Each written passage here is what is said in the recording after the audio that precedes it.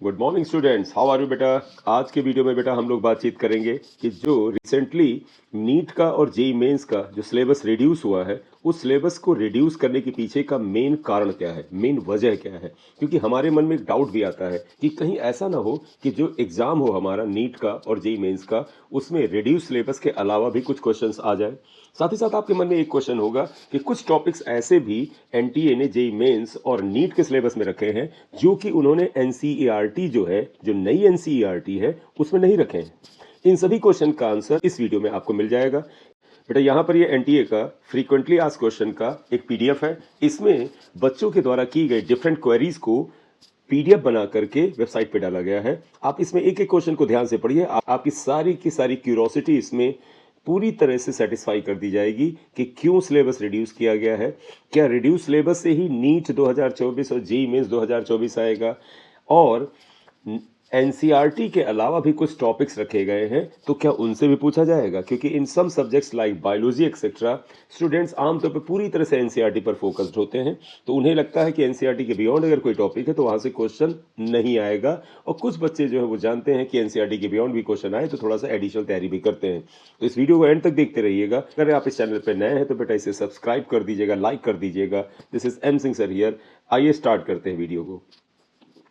इसमें पहला बेटा आप क्वेश्चन देखिएगा, where I can access the syllabus of National Eligibility cum Entrance Examination Test, National Eligibility cum Entrance Test यानी NEET UG 2024। यानी कि बेटा नीट 2024 का सिलेबस हम कहां से एक्सेस कर सकते हैं, करेक्टली फाइंड आउट कर सकते हैं। आपको पता है कि एनएमसी की वेबसाइट पे बेटा ये पहले सिलेबस आता है, उसके बाद एनटीए की वेबसाइट पे भी ये अपडेट किया जाता है। तो इसका आंसर तो यही है, लेकिन चलिए ये ऑफिशियल आंसर देख लेते हैं। NMC National Medical Commission has notified the syllabus of NEET undergraduate. The question paper will be based on the given syllabus which is available on the NMC website. ये बहुत बड़ा बेटा डिक्लेरेशन है कि आप देखिएगा, मैं इसको जरा हाईलाइट करके आपको बताऊं।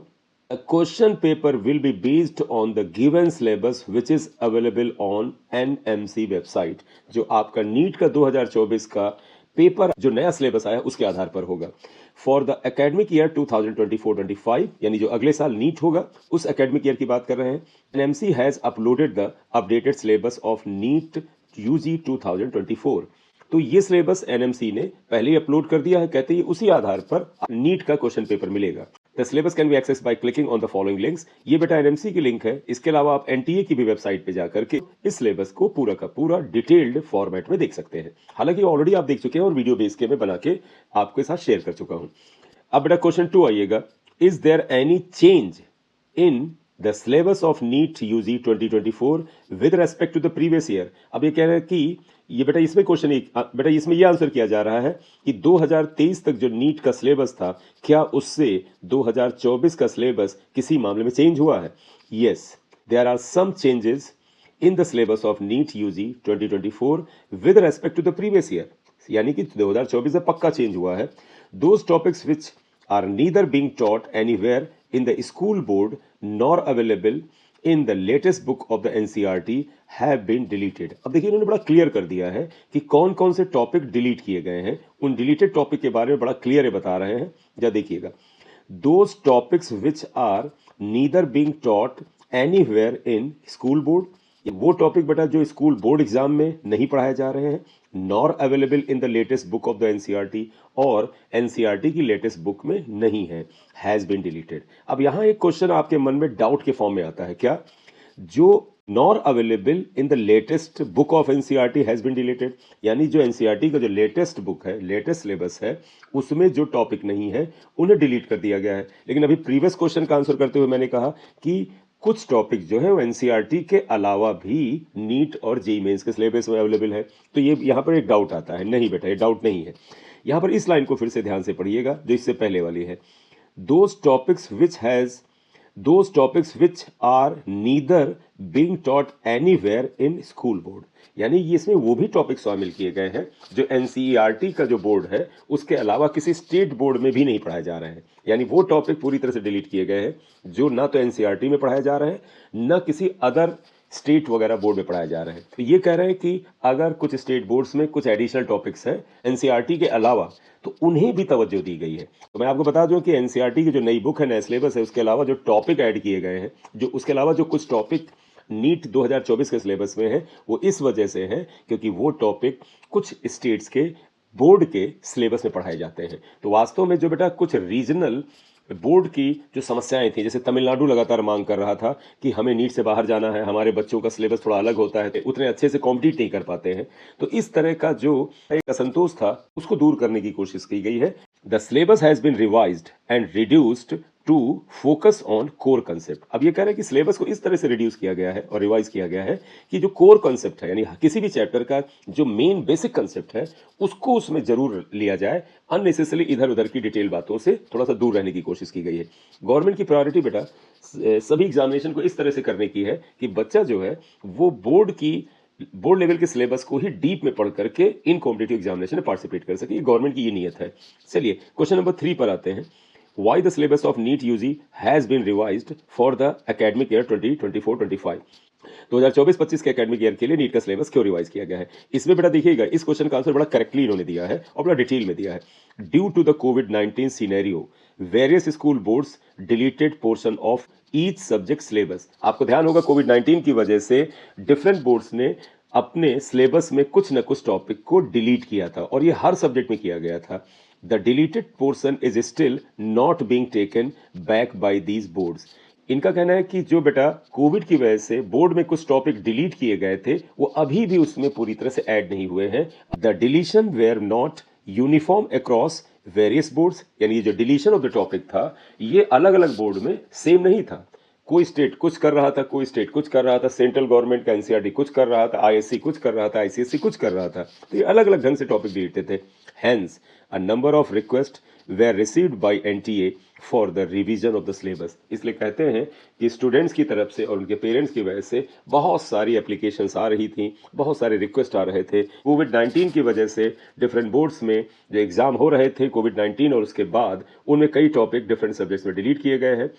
एनटीए का कहना है कि अभी भी वो टॉपिक पूरी तरह से सब्जेक्ट के अंदर पढ़ाए नहीं जा रहे हैं, इसलिए नीट के सिलेबस को रिवाइज करना जरूरी था और उस रिवीजन के अंदर कुछ टॉपिक को डिलीट करना भी जरूरी था। क्यों? क्योंकि वो टॉपिक अभी भी कोविड-19 के बाद से डिफरेंट बोर्ड से पढ़ाए नहीं जा रहे हैं। फोर्थ पॉइंट देखिएगा, in unit 2 of the biology, ये बेटा बायो स्टूडेंट्स के लिए एक बड़ा इंपॉर्टेंट क्वेश्चन का आंसर है।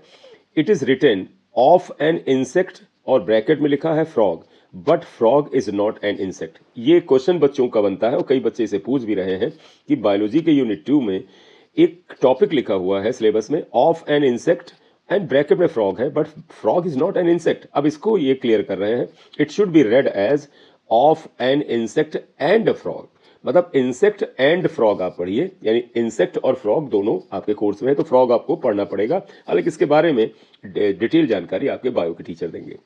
There are a few topics included in the updated syllabus, but those are not given in new NCERT books. इसका आंसर मैं प्रीवियस पॉइंट में भी करता आया हूं कि NCERT बुक में बेटा, NCERT की नई बुक में नए सिलेबस में कुछ पॉइंट्स नहीं दिए गए हैं, लेकिन ऐसे few topics are included in updated syllabus. ऐसे कुछ टॉपिक जो नीट 2024 का अपडेटेड सिलेबस आया है, जो रिड्यूस सिलेबस आया है, उसमें ऐसे भी कुछ टॉपिक हैं जो एनसीईआरटी की नए सिलेबस में और नई बुक में नहीं है। अब इसका आंसर देखिए, मैंने हालांकि इसका आंसर पहले भी कर दिया है। These topics have been added as these are being taught in various school boards. अब ये कह रहे हैं कुछ ऐसे टॉपिक जो एनसीईआरटी की बुक में नहीं है, एनसीईआरटी के नए सिलेबस में नहीं है, लेकिन बेटा फिर भी कुछ टॉपिक्स को इसलिए ऐड किया गया है क्योंकि वो डिफरेंट बोर्ड्स में पढ़ाए जाते हैं। दैट इज महाराष्ट्र, जैसे एग्जाम्पल देते हैं, Maharashtra state board of secondary and higher secondary education, Bihar school education board, national institute of open schooling यानी NIOS, Jammu and Kashmir board of school education, Nagaland board of school education, board of secondary education, Manipur etcetera. तो ये कह रहे हैं different states में, जिनमें से कुछ स्टेट्स के नाम भी दिए इन्होंने। कहते हैं इन जगहों पर उनकी स्टेट की जो बुक्स हैं उनमें कुछ टॉपिक्स हैं और वो इम्पॉर्टेंट हैं, इसलिए एनसीईआरटी के अलावा भी कुछ टॉपिक इसमें रखे गए हैं। तो प्लीज़ ध्यान रखिएगा बेटा, एनसीईआरटी के अलावा जो टॉपिक है उन्हें छोड़ मत दीजिएगा। सब कुछ एनसीईआरटी से नहीं आएगा। एनसीईआरटी का सिलेबस और एनटीए का सिलेबस अलग अलग होता है। वो बात अलग है कि उसमें कोई खास अंतर नहीं होता है, तो आपको एनटीए का नीट का सिलेबस ध्यान में रखना है। लास्ट क्वेश्चन है, when will be the online application form of NEET 2024 start, यानी नीट 2024 का फॉर्म कब स्टार्ट होगा? तो कहते हैं please keep visiting the official website of NTA, that is www.nta.ac.in। यानी इस नोटिफिकेशन में, इस पीडीएफ में 2024 की डेट का अभी अनाउंसमेंट नहीं हुआ है और इसलिए आप एनटीए की वेबसाइट के टेस्ट में रहें। तो बेटा इन फ्रीक्वेंटली आस्क्ड क्वेश्चन में आपके कई इंपॉर्टेंट क्वेश्चंस का आंसर हो जाता है। अगर आपको किसी पॉइंट पे डाउट होता है तो आप मुझसे कमेंट बॉक्स में कमेंट करके पूछ सकते हैं, और साथ ही साथ आप इस वीडियो को अगर एक दो बार फिर से देख लेंगे तो मैंने इसमें सारे पॉइंट्स को डिटेल में क्लियर करने की कोशिश की है। Thank you very much for watching the video. अगर आप इस चैनल पर नए हैं तो काइंडली सब्सक्राइब कर दीजिएगा, लाइक कर दीजिएगा। This is M Singh sir here. Thank you very much.